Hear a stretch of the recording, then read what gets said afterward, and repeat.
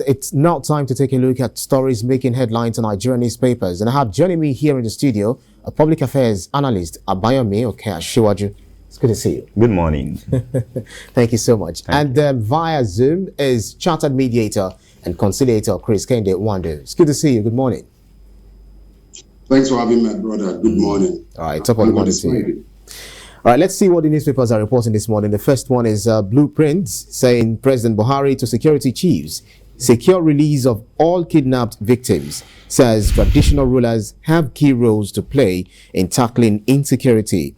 Governor El-Rufai's comments endangering victims, aiding terrorists. That's the NSA saying that. News Direct is next. Kidnapping and terrorism. President Buhari orders security agencies to rescue victims across Nigeria unhurt as Boko Haram attacks Yobe, kills 10, sets school on fire. That's News Direct. The next is This Nigeria. President Buhari to service chiefs, you are not doing enough. Orders rescue of all abducted victims unhurt. It's time for state police. Former President Olusegun Obasanjo advising there. This day is next. President Buhari, military not doing enough to end insecurity despite logistics provided. Fears situation may linger except citizens offer information. Orders release of kidnapped Kaduna train passengers. IG justifies police presence in Southeast, says attacks on officers no longer tolerated. The Nation newspaper is next. President Buhari orders rescue of hostages with kidnappers. NSA, why we're not deploying technology. And Obasanjo, former Obasanjo, President Obasanjo okays state police, dismisses community policing. That's the Nation newspaper there. Leadership is next. We need state police to tackle security challenges. Former President Obasanjo, as PMB orders security chiefs to rescue all abducted Nigerians, asks them to sit up. We won't shift 2023 elections over insecurity. The Guardian newspaper is next. Insecurity. Former President Olusegun Obasanjo others insist on state police as President Buhari tasks service chiefs. President Buhari meets service chiefs, orders them to rescue all captives across Nigeria. Daily Times is next. Insecurity. State police and a better option. State police now a better option. Former President Obasanjo saying there, and says to keep Nigeria right is a task for all. Bags formation of ex-local government chairs body. Nigerian Tribune is next. State police now a better option.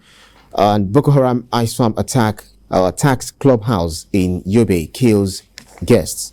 That's Nigerian Tribune there. Vanguard newspaper, insecurity not stopping 2023 elections. That's INEC talking there. And the Punch newspaper is next. INEC to suspend 239 billion naira on poll materials. Presidential runoff. INEC always prepares for runoff. First presidential ballot may not produce winner. That's Resident Electoral Commissioner talking there. Daily Trust is next. 43 days to INEC's deadline. APC, PDP in hide and seek over zoning. Game normal in politics. That's according to Bode George. Opposition party's decision will determine ours. Ruling party chieftain making that opinion. And Daily Sun is next. PDP, North's consensus move suffers setback. Ango Abdullahi panel reportedly settles for Saraki. Tambuwal teams up with Wike. That's the Daily Sun there. Business Day is the penultimate newspaper with me here. Nigerian rice millers import paddy despite mega pyramids. We have sufficient paddy, says CBN. And the last newspaper here, but not the least, National Economy. Corruption. Nigeria loses 5 trillion naira at ports. Foreign investors retreat. Nigeria loses 5 trillion naira at ports. Foreign investors retreat. Now let's take a peek into by discussing what the newspapers reported this morning. I've got This Nigeria saying President Buhari is saying to service chiefs, Chris Kende Wando, I'm coming to you first, saying you're not doing enough. Orders rescue of all abducted victims unhurt. And so react to that. what this Nigeria reported this morning.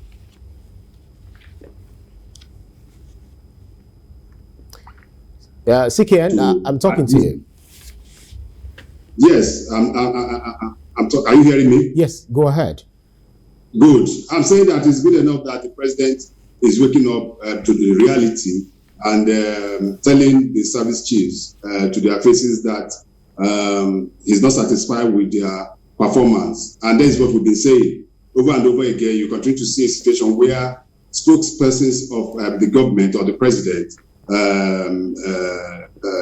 Garba Shehu, Femi Adesina, and the Minister of Information, Lai Mohammed, seems to be living in the past, telling Nigerians that Nigeria is now safer than it was in 2015. Every now and then, when we have an attack, what does the president just summon service chief to the villa and give them marching order? And there doesn't seem to be any marching at all. Instead of marching forward, they seem to be marching backwards, as far as I'm concerned, because we continue to see this level of incessant killing across Nigeria. It's no longer limited to any part of the country. It is across board. Just from 2 weeks back, we saw a situation where about 106 Nigerians were buried in a mass grave in Plateau State. That speaks volume. And I continue to say that even Ukraine, where you're having a war, Ukraine is having a war with Russia, you don't see that mass killing.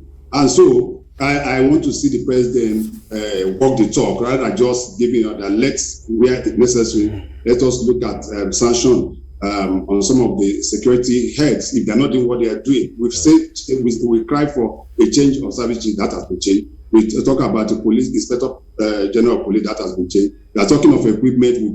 We've purchased Tucano jets to aid the current incessant killing and terrorism across, and that doesn't seem to be helping. That means something is wrong somewhere. And let me even tell you, I was yesterday at a symposium held by Lee City University in Ibadan, the law week of that university. And the Attorney General of Oyo State was the chief speaker. And something was so germane from what he said that I learned from. He said that why the Southwest is a bit more safer than, which it seems to be much safer or even safer than all other regions, is because of the issue of Amotekun. And he's trying to say that other regions should be able to look at that model as a way of checking the level of insecurity in the country. And I totally agree with him, because if you also listen to what former President Obasanjo said, he doesn't believe in community. All right, Sikian, let me quickly bring you to the studio because we need to quickly do something.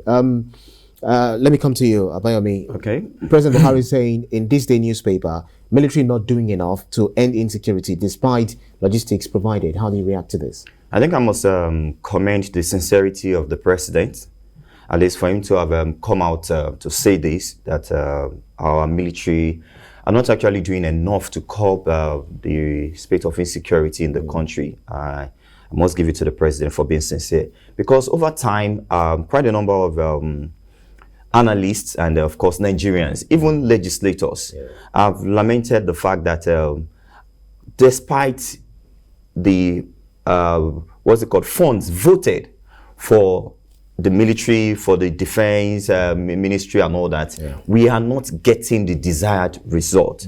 And so for the president to come out now to say, okay, well, guys, I think you guys are not doing enough, I think we should commend him for that sincerity. And I will now wonder, why is it that it's difficult for us to, contain this insurgency, to contain this level of insecurity that is befalling us day in, day out in this country? When we wonder, what are we not getting right? Sikian said something profound. He said probably we should adopt this issue of Amotekun. And I must say that no. For me, I think in that other part of the country, I mean the northern part, where we have these cases more rampant, I think it's because of their level of education.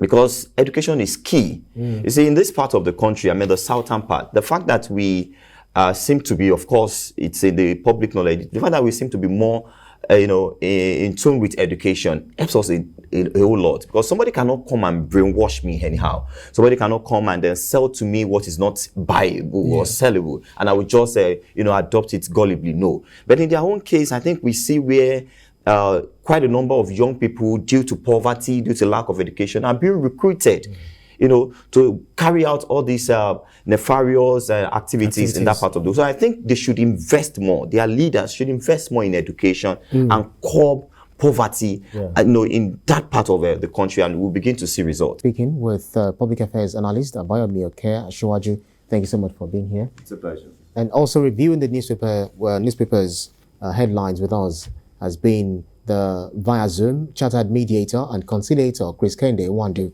Thank you so much for hanging on. Thank you very much. All right, let's pick it from where we left it. Well, I would definitely go to Leadership newspaper, where you were also trying to make that point regarding what former President Olusegun Obasanjo said, that we need state police to tackle security challenges, and then we won't shift 2023 elections over insecurity. But first, react to the state police that we need, but not community policing. Yes, thank you very much. Just before I land on that, let me just quickly react to what my brother said. I totally agree with him when he said issue of poverty is part of the problem in the north. That of education is also a problem. Yes, I agree. But we should look at this holistically. That's what is called long-term and short-term measures. Issue of poverty and education cannot be eradicated within 6 months, 1 month. When I talk of the issue of when we look at the Amateco issue, this is something we can easily put together in various states. Don't forget also in the north already we have what we call the civilian GTF. I don't know the road. In the past, they've paid so much road they've embedded with Nigerian and have been working tirelessly to make sure that the insecurity within the north is brought to a minimum, and they'll be helping the military a lot. I think we can expand that more and make sure that it's up and doing. And the same thing can be replicated in the southeast. We also have serious challenges. There's supposed to be an Ebubago outfit, but it was launched, but nothing happened. That doesn't be working, and it didn't even take off at all. And you continue to see the level of insecurity in places like Anambra and Imo State. Back to what the former president said. Well, it's good that he is seeing the light, because this was part of what Nigerians have been agitated since 1999 when he was there as president. The need for us to have state policies to be able to supplement and complement the efforts of our military and the police. And while he was there, he closed his ears to it, and but good enough is now a born again, as it were, and he decides to still raise it. And we cannot be able to do this if also we will not do the need by thinking with our constitution, because as it is presently, the issue of state policing cannot be implemented except our lawmakers do what they're supposed to do until we do the needful. Take out with the constitution. Presently, there is some kind of a amendment of some clauses of the 1999 constitution as amended by the National Assembly. And some of us thought that the issue of state policing should have been one of the cardinal points in that constitutional amendment. But good enough, our wise men in the National Assembly, 360 House of Representative members and 109 senators, they didn't see that necessary. The way to go is state policing, so that they can be able to supplement. How many policemen do we have in the country? I'm sure it's not up to 500,000. The same thing with our military. So we need to supplement. So I totally agree with the former president on the issue of state policing. All right, so let me bring it back to the studio, Abayomi. Let's go back to This Day newspaper, and one of the writers read, fears situation may linger except citizens offer information, and orders release of kidnapped Kaduna train passengers. So looking at the except, that caveat, except citizens offer information, there's been the analysis about saying citizens are aware, a lot of residents are aware about this the movements of these bandits and terrorists. Some also are, they welcome them, they welcome them with much hospitalities and so on and so forth. So what is the role of citizens in ensuring that we fight this insecurity to a standstill? I think we should also note that there was a time there was a reprisal attack on citizens or on some community dwellers. And one of the reasons these attackers gave was that these people were actually leaking information to government agencies or security agencies. Yeah. So how protected are citizens? Yeah. So if you want them to give information, are you ready to protect them? Of course, I would rather not want to go out and tell a policeman that something is happening somewhere when I know that I'm putting my life at risk. Not just my life, my family, and even the whole community. Because when these people come, they attack as if they don't even have conscience or human blood flowing in their veins and all that. So we need to first check this. Are these people protected? Can somebody give an eyewitness account of what has happened without being attacked by this guy? So these are some of the things that needs to be put in place. And for the issue of this state policing, I still ask myself sometimes, because I differ a bit about the implementation of state policing, because for me, I feel the states, are they viable enough to even recruit, maintain and sustain this call for state policing? Because as we speak today, some of us, we are aware that aside from, the regular police, in some states, we have states where they created traffic agencies, state traffic agencies, aside from the Federal Road Safety Corps that we have. And it's not as if some of these states are so buoyant enough to even pay the salaries and the normal emoluments that should be given to these guys. Is it a matter of buoyancy, having enough in their coffers, or the willingness to even pay? That's, you see, the two should be placed side by side. Having enough will determine if they even have the willingness to pay. Because if you are willing to pay and you don't have enough, because as we speak today, most states are even lamenting that they don't have enough resources to cater for social infrastructure that the people of their states need. So adding to their cost of, to their running cost is another thing that we need to also, look into. So for me, I think we have NSCDC, we have Nigerian Police, we have Nigerian Navy and Nigerian, we've even had cases of joint task force in some states. Take, for example, in Ogun State. Presently, we have the joint task force where all security outfits, come together to say, okay, let us combat or let us fight, what's it called? Is it not kidnapping and all that in some rural parts of Ogun State? And it's working. So if they see, what do we call them? Chief security officers of the state are indeed sincere with their approach, why not? They can also adopt such a, policy where we can have joint task force and let them combat this thing. But for me, I think state policing, we really need to think through if some of these states are viable enough to make this thing work. Right. Sikian, Blueprint has it as this rider. Traditional rulers have key roles to play in tackling insecurity, and we know how much attack traditional rulers have suffered in different parts of, especially in the north. So what would you say to this? I agree with traditional rulers, not only traditional rulers, even the citizens, I agree with you. It's going to be a role, a general rule of everybody getting involved. And quickly, let me also talk about the issue when I talk about state policing. My brother, you are saying that you don't think the states can fund it. Let me tell you for free that majority of the funding of the police present is done by the states. It's not even federal.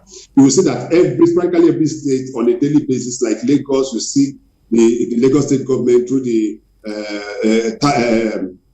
a fund, the trust fund, police trust fund or something, security trust fund, buying hundreds and hundreds of vehicles for the police. The same thing in all the states, the Imo State, Rivers State, Sokoto State, Plateau State, name it. Most of the funding of the police as it stands presently is done by the state. So what are we talking about? That's what I'm talking about. It's not even the federal. If you look at the budget of the police by the federal government, it doesn't even go anywhere. The situation where DPOs have to be the ones to start looking for money to fuel their vehicles and the rest of them, so it is not adding up. So that is why we say this thing should be decentralized in every part of the world. That is what happened. Go to the United States, go to the United Kingdom, and every other part of the world. You have community policing. You see policemen, local government policemen, county policemen, and the rest of them. Those are the ones that are nearer to me. When you bring somebody from Sokoto to come and man the Ogun State you are talking about, who does not know the terrain and the walking around within that place, how do you think he will be able to sort it? But if you have people from that region working in tandem with even the police and the rest of them, you get more results. Right. And that is it. For the traditional rulers, I agree, there is enough to be done. But what we are lacking now is what I call the trust deficit. There's so much trust deficit between our security forces. Sikian, because we are racing against time, I wanted to react to these in less than a minute. Vanguard newspaper saying that no stopping 2023 elections. That's according to INEC. Just in less than a minute. Do you think the election should be postponed as suggested by Afe Babalola, or a status quo should remain? The interim government, as propounded by revered senior advocates of Nigeria, it has no place in our constitution. Our constitution is very clear on how elective offices can be held. So there's nothing like that. The election in 2023 must hold. The government should do everything humanly possible to make sure that this holds. And that is by also making sure that every part of Nigeria is secured enough for this election. So there is no postponement, and I stand with INEC that we should go ahead with the election. Right, right. Sikian, thank you very kindly. Quickly, how do you weigh in on this? Yes, I think nothing should hold us to ransom when it comes to holding election. Of course, primary responsibility of government is to take care of our welfare and, of course, our security. So they should be saddled with that responsibility and ensure that Nigerians are safe, because we must have the transition come 2023. All right, and thank you very kindly. Public Affairs Analyst Abayomi Okel Ashwaju, thank you so much. Really appreciate your time. And also, Chartered Mediator and Conciliator Chris Kende Nwandu via Zoom, thank you so much for your time.